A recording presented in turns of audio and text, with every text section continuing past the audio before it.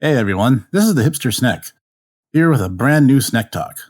And speaking of brand new Snek Talks, I'm going to go ahead and just apologize for the How to Make Games series, and the rather lukewarm response you guys have given me about them pretty much tells me everything I need to know. We tried something new, it didn't work, and let's be honest, you're not here for the comedy if you're following me of all people, you're here for the games. Lesson learned, I will do better in the future. But now we are here in the merry month of monster games, so I figured we'd do some Snek Talks that are thematically appropriate. Today I want to talk about probably the best known monster game franchise of Pokemon. To kick us off, I want to talk about my history with the series and how I came to know it, and my thoughts on the various generations in brief without getting too overly technical. For context, around the time Pokemon first came to the English-speaking world, I was leaving elementary school and moving up into middle school. Yeah, this is dating me a little bit again, but not the first time, won't be the last. Around that time, the anime first started debuting, the original 4Kids dub of the very first season. Now, what's significant about that is because my actual schedule for school changed between elementary and middle school. I got home a little bit earlier. I got home right in time for the Pokemon anime to be on TV. The first episode I saw was the Squirtle Squad, which I believe is like episode 7 or 8 of the first season. And watching that, I was just like, whoa, what's this? There are these weird like turtle creatures, and there's these like human tamers that are making friends with these monsters. So of course, immediately, young Snek was instantly hooked on the concept. And of course, during those episodes, the commercials would always advertise for Red and Blue, which were brand new at the time. I was actually kind of late to the party. People were already talking about it in the early prototypical Angel Fire GeoCities era internet, talking about Pokemon at great length, and breaking down its game mechanics and the different things and strengths and weaknesses. And all my friends were telling me how they were going to start with Bulbasaur because he could beat Brock and Misty's gyms. I did not get the games right away. In fact, it wasn't until Christmas that year where my delightfully overachiever of a mother got me all 3 versions of the game, a brand new Game Boy Color, as I didn't have a Game Boy up to that point, and the official strategy guide for the Gen 1 Pokemon games. I gotta say, it's been, almost 20 years now, and that memory still does put a smile on my face, the fact that she went to that great a length for me when literally all I asked for was Blue version. And as I mentioned in my top 10 games that made Snek, it was a strong social influence. It was incredibly popular. It was easy to make friends by playing the games or playing the card game, which admittedly I never got into. But it left a huge impact, and it was a huge pop culture phenomenon. I don't think I saw a boom quite that strong since when I was real little and the Ninja Turtles were first blowing up. The massively successive marketing campaign is still talked about and parodied to this day. Gotta catch 'em all being the motto, at least for the first 2 seasons, the first 2 sets of games. Though I don't think it's logistically feasible and literally impossible to catch 'em all now, but that's really not here nor there. So let's break down the games by generation. Gen 1 was a really fun game. I remember biting into it for the first time, and I was just blown away that I had all these options, 150 options, which technically wasn't even true since most Pokemon are just evolutions of others. You really didn't need to catch 150 Pokemon. You really could catch much less than that and just evolve lower forms into their higher ones, and you'd still get 150 entries in the Pokedex. The fact of the matter was it was fun. It taught me a lot about team building and type synergies and ways to make an RPG team click. And that was a really cool experience for me because before I would just kind of pick characters that I liked and throw them in the party and just kind of hoped that they were good. Now, in some of the RPGs that I played, sometimes that mattered and sometimes it didn't. But for Pokemon, it taught me a lot. And yes, I was that contrarian who picked Charmander because I didn't want Bulbasaur. All my friends were starting with Bulbasaur, and I was like, no, I can do it my way. I actually beat Brock's gym with a Butterfree because even though they're a rock-type gym, they don't have any rock-type moves because they're so low-leveled. So I just defeated them using Confusion, which Butterfree learns at level 10, and won doing that. I really was always the one to cut my own swath. Then Gen 2 came out, and this is definitely going to be an unpopular opinion. Gen 2 was garbage. The early game is too easy, and the late game is scaled stupidly so that you have to grind incessantly to get anywhere. By the time you're going to Kanto in the later part of the game, you're only just then running into Pokemon that are supposed to be Johto creatures who don't even show up in Johto. And you still are like level 40-ish, but you still need to defeat Red on Mount Silver, who has like level 70 and 80 Pokemon. It is a badly paced, badly designed game, and the monster designs from Gen 2 just aren't very good. And before you hit me with the, oh yeah, but they're like, most of those are leftovers from Gen 1. Yeah, I know, and I stand by it. Their designs are still not very good. The world would not have been that much worse off without Ladybah. I don't like the starters. They're just bleh.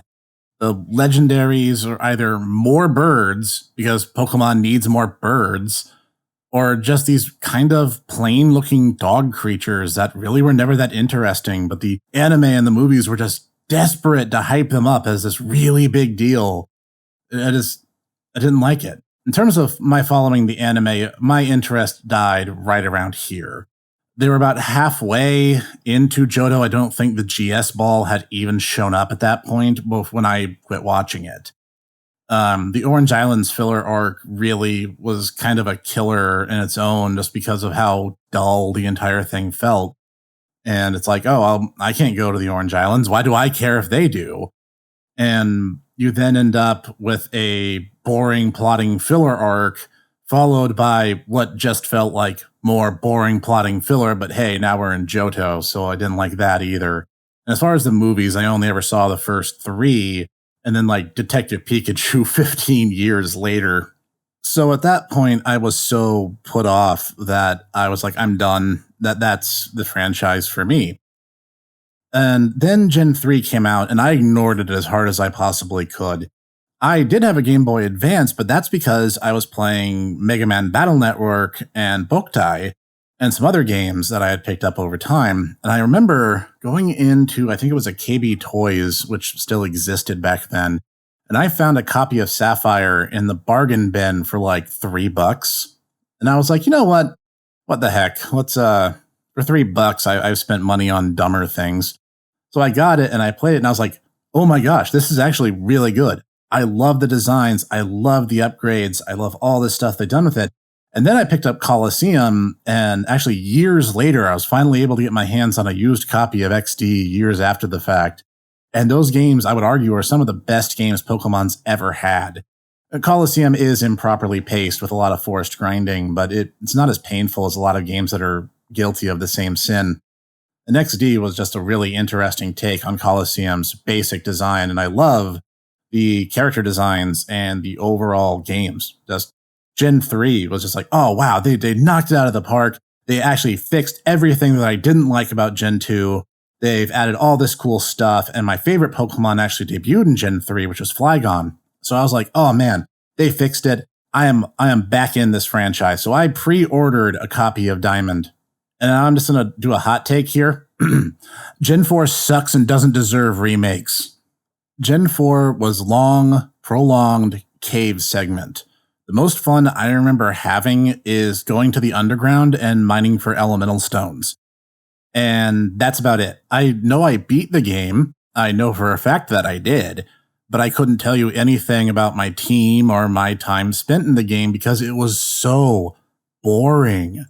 It was not good at all. And I was like, you know what? Fool me once, shame on you. Fool me twice, shame on me. So I gave up again. I was like, okay, we're done. This is not ever going to get any better. Well, a few months later, I have a whole bunch of my friends all at the same time going, Snek, you got to play Black and White. And I'm like, why do I need to do that?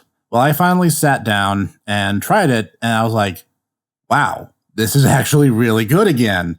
Now, Gen 5, I would argue, is the only one to ever do something meaningfully different with their third versions.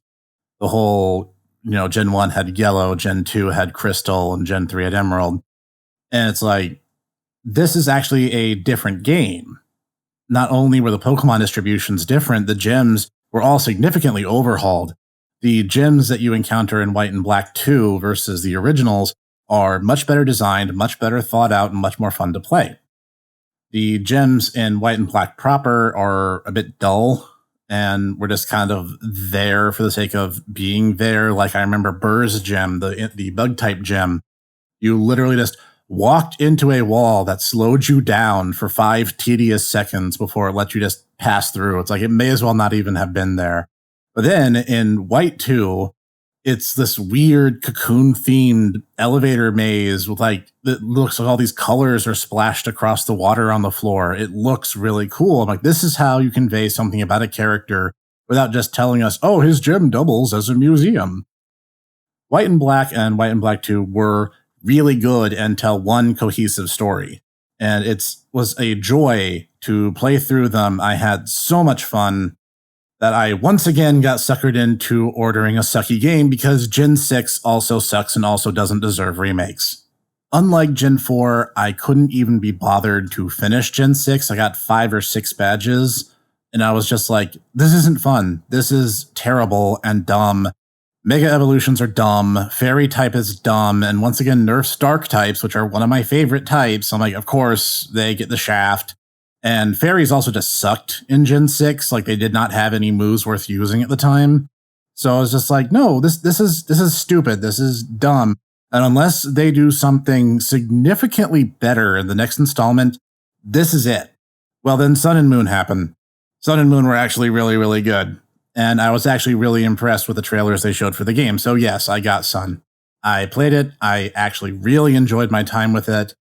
The Kahuna system and the trial system felt like they actually put some thought into it. It felt like for the first time, I wasn't just visiting 8 gyms. I was actually doing something different.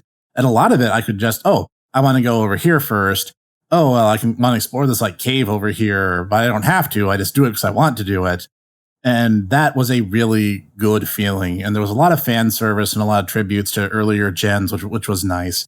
And I just really enjoyed playing through it. And then the Sun, Ultra Sun, and Ultra Moon came out and really finally made me wake up to the third game problem.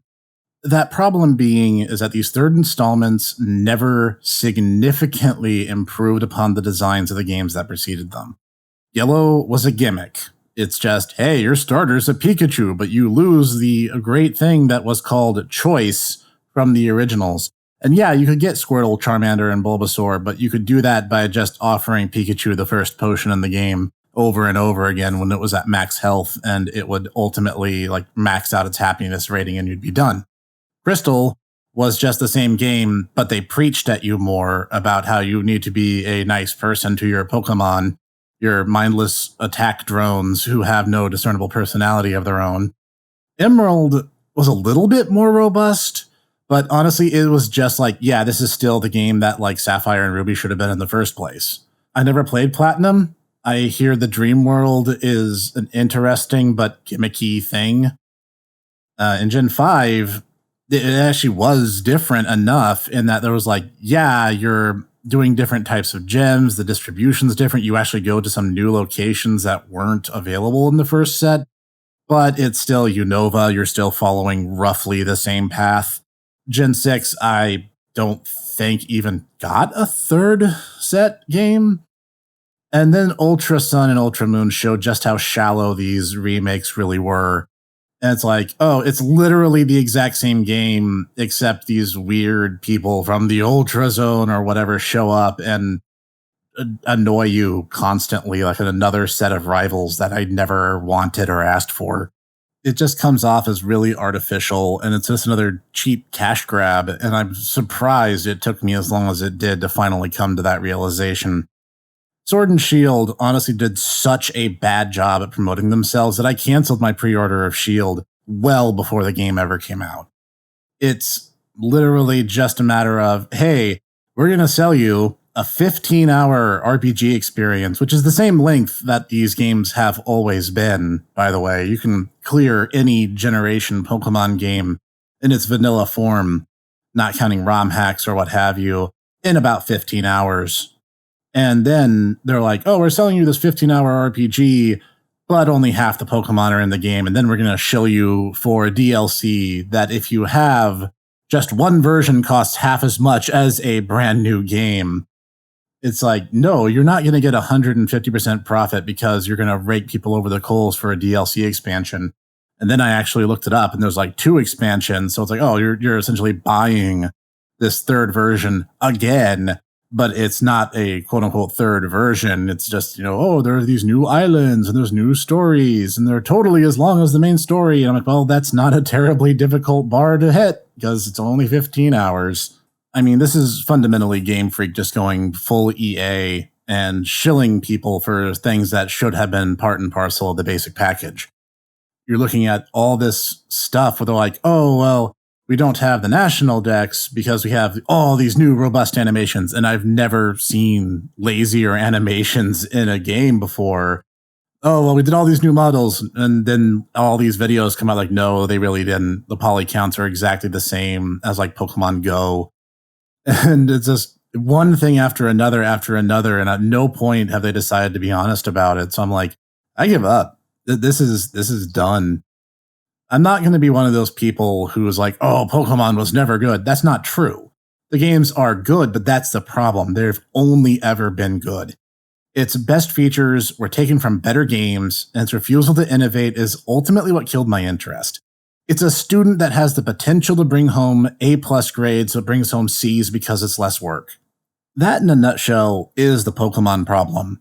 Game Freak is making tons and tons of money every time a Pokemon-related thing comes out. The spin-offs are hugely successful, even if they're not very good, because they have the Pokemon branding on them.